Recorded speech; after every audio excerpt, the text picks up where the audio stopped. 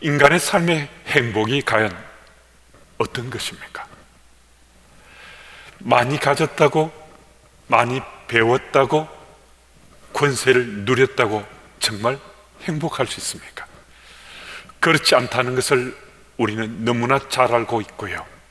그 정말 부질없는 짓들이다 라고 생각할 수 있습니다.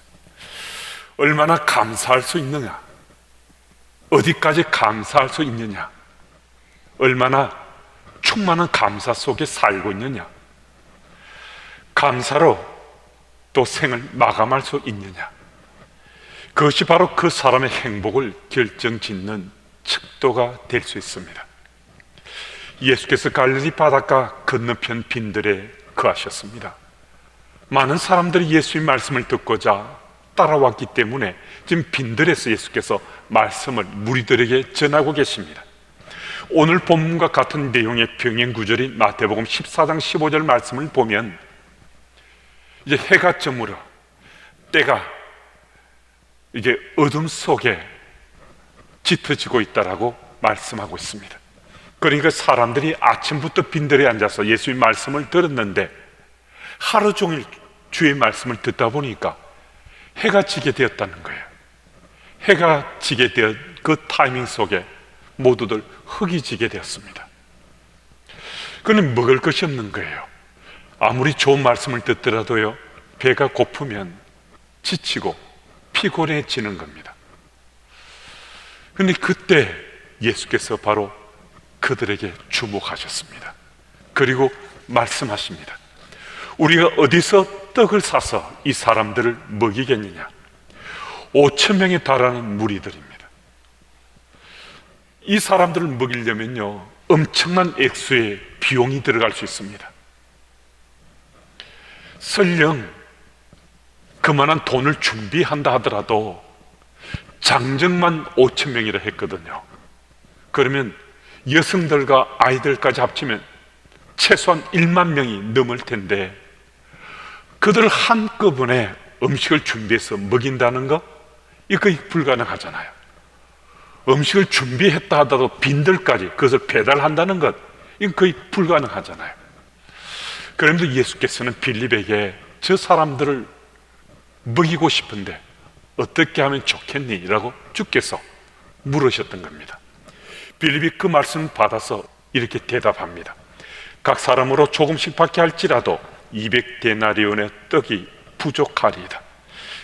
예수님 말씀을 듣는 순간에 빌립은 본능적으로 아이고 예수님, 그 안 됩니다. 어떻게 그렇게 많은 음식을 준비할 수 있겠습니까? 그건 불가능한 겁니다. 이렇게 대답하고 있는 거거든요. 근데 빌립이 가만히 생각을 해보니까 상식으로는 이거 거의 안 되는 거잖아요. 불가능해 보이는데 예수께서는 그 상황 속에, 그 환경 속에 저들을 먹이시길 원하신다는 그 사실을 느끼게 된 거죠. 그래서 빌립이 제자들과 함께 빈들에 있는 5,000명이 넘는 무리를 헤집고 다니면서 먹을 것을 찾고 있습니다. 그러면 마침내 보리떡 5개와 물고기 2마리를 찾아냈습니다. 한 아이의 도시락을 찾아낸 거죠. 여기까지는 제자들의 행동이 정말 칭찬받을 만합니다. 빈들에서 5,000명을 그 이상을 먹인다는 것 거의 불가능한데도 예수께서 말씀하셔서 그 말씀을 따라서 무리를 헤집고 다니면서 보리떡 5개와 물고기 2마리를 찾아낸 거잖아요. 그런데 제자들이 보리떡 5개와 물고기 2마리를 찾아낸 다음에요, 안드레가 이렇게 죽게 말합니다. 이 정도 가지고 어떻게 저 많은 사람들을 먹일 수 있겠습니까? 무슨 말씀입니까? 아주 회의적이라는 거예요.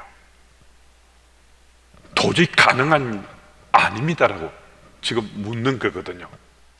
그런데 여러분, 빌립의 반응이나 이 안드레가 반응하는 게 이게 우리에게 별로 낯설지 않아요. 이게 우리에게 전혀 생경해 보이지 않아요. 무슨 얘기입니까? 우리들에게 익숙한 얘기일 수 있다는 겁니다. 우리에게 어쩌면 낯설지 않은 우리 반응일 수 있다는 겁니다.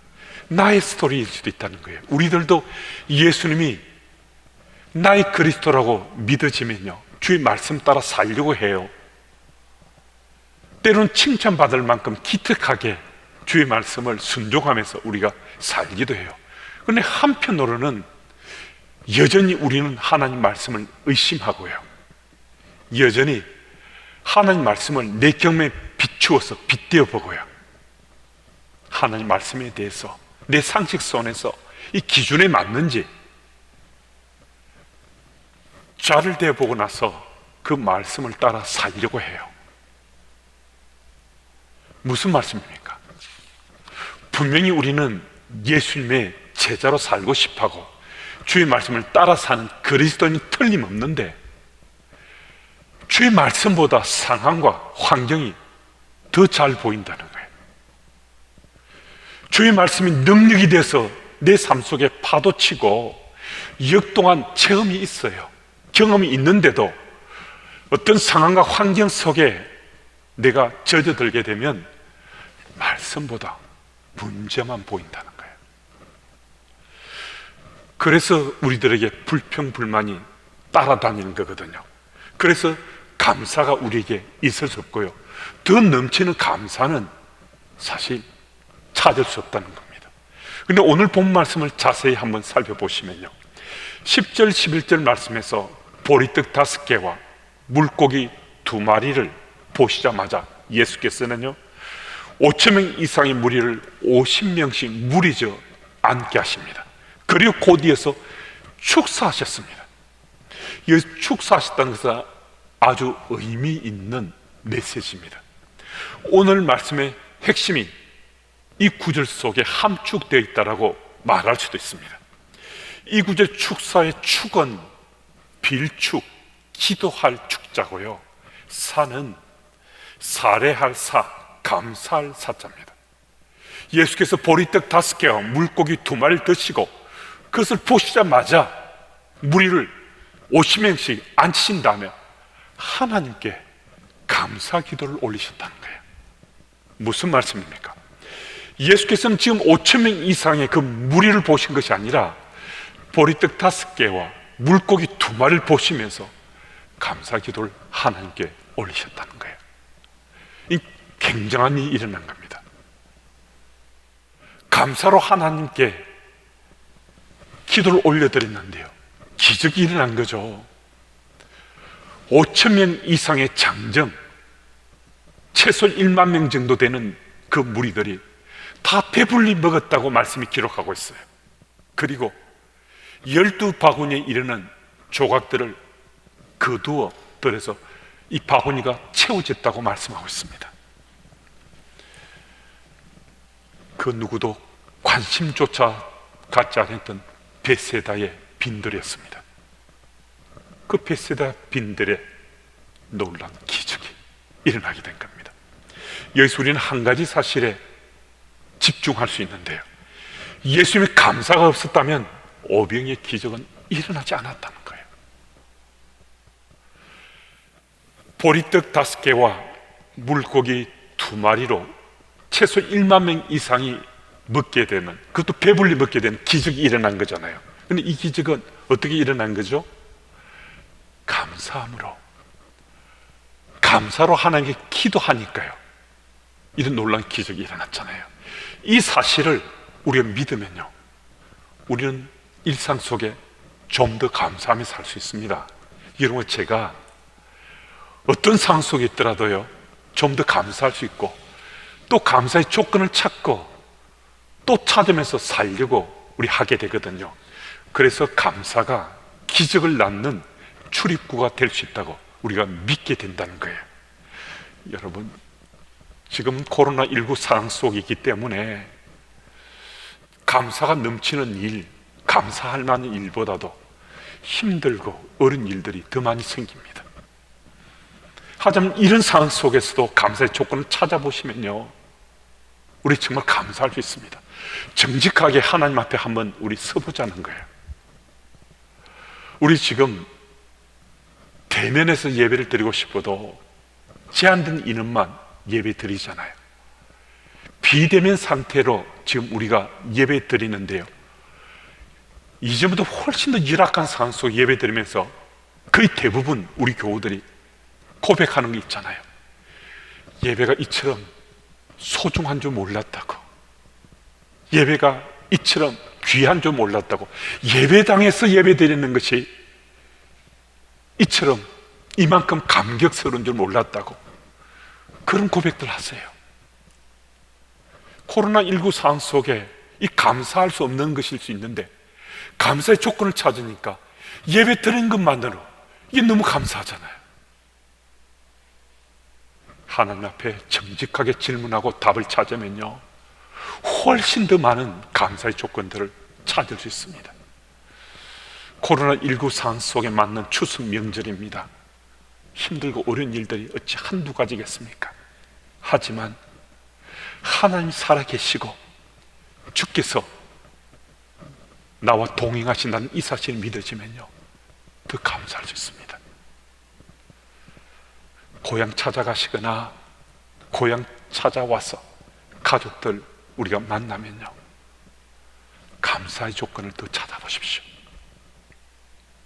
이 힘든 상황 속에서도 더 많은 감사 속에 우리 추석 명절 맞을 수 있습니다. 그 현장에 함께 쓰시는 감사가 좀 더 넘쳐나고 감사로 풍성해지는 추석 명절 되었으면 참 좋겠습니다. 12절 말씀을 제가 읽습니다.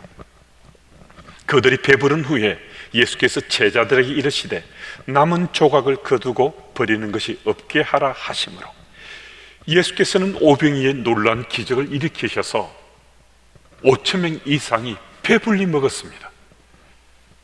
조각은 12바구니나 거두었습니다.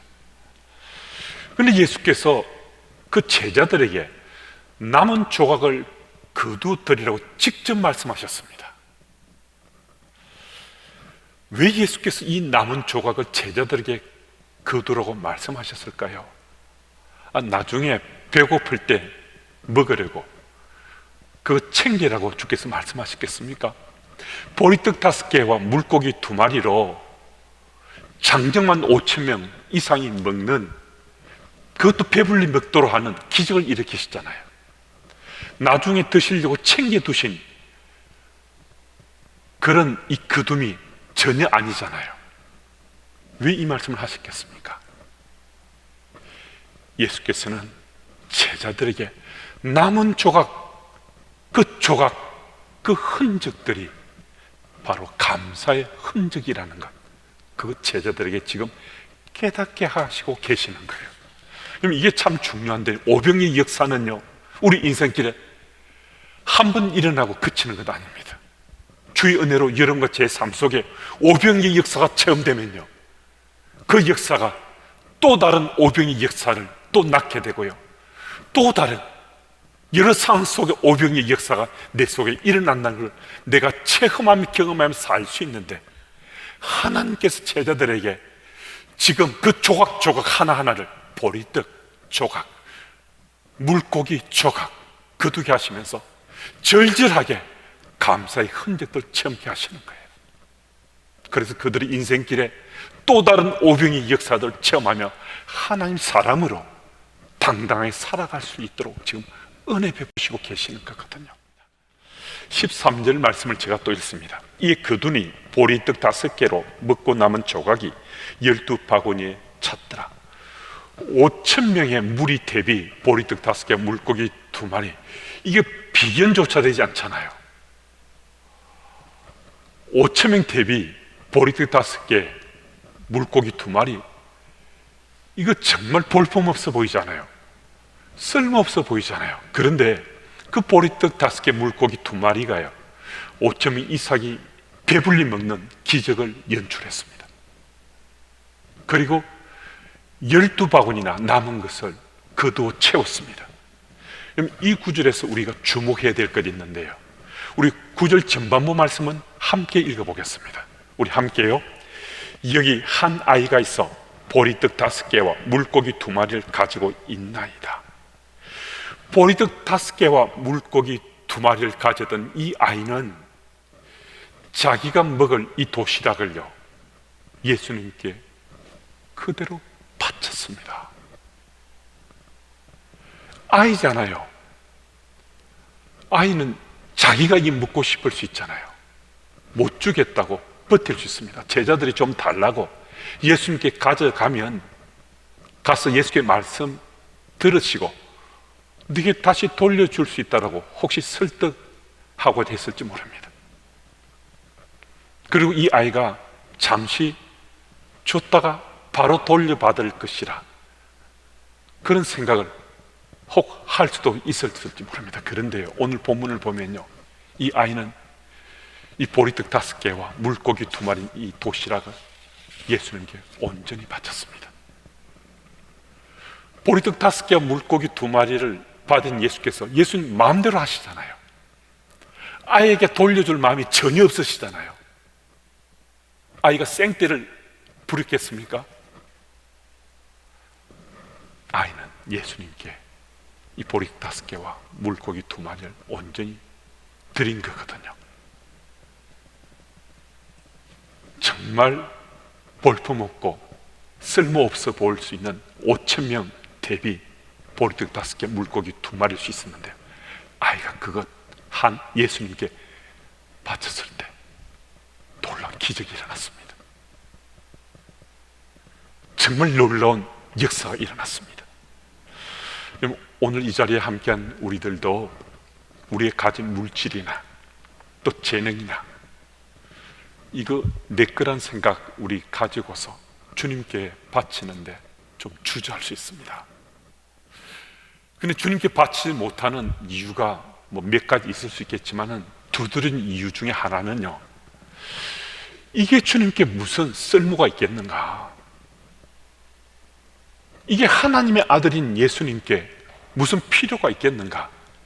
이게 주님께 무슨 특별한 것이 되겠는가?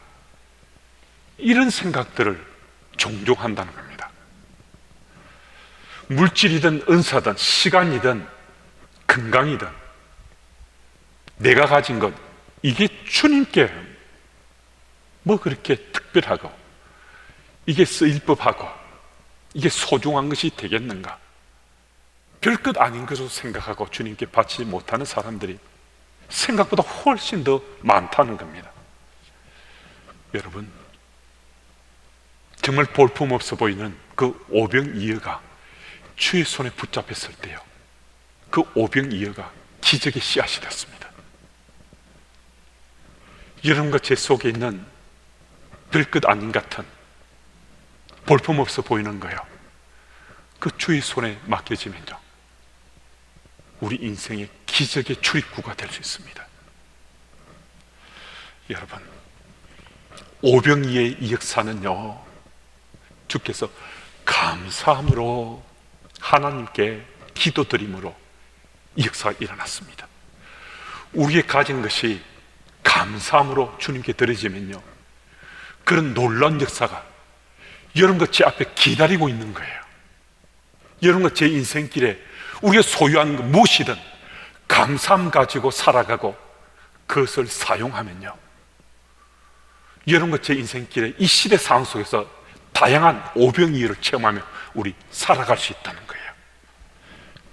그래서 우리는 지금 내게 있는 것, 그것이 무엇이든 이 쓸모없다, 볼품없다 생각 마시고 지금 내게 주어진 것, 그 감사함으로 우리 살아가면요, 감사함으로 살아간 우리 삶의 자세와 태도를 통해서 이 땅에 우리의 놀라운 기적들, 감격스러운 일들이 또 일어나고 또 일어나고 하는 역사 현장에 우리 모두 설 수 있습니다.